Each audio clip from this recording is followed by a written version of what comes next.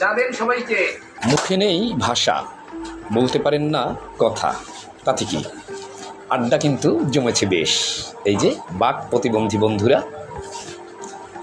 নিয়মিত আড্ডা দেয়, তবে ঈদকে কেন্দ্র করে আজকে কিন্তু এই দারুণ আড্ডা বসেছে। আর এই আড্ডায় আমিও কিন্তু আজকে ভাগ বসাতে এসেছি।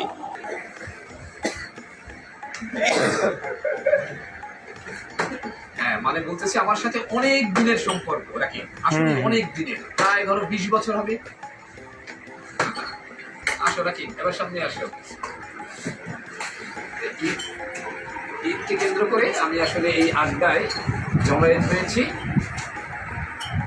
আড্ডা দেব, চা খাবো।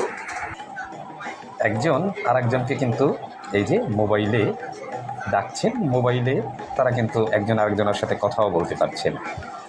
প্রযুক্তিগতভাবে দারুণ রকম দক্ষ তারা, সাধারণ মানুষের চেয়ে অনেকটা বেশি।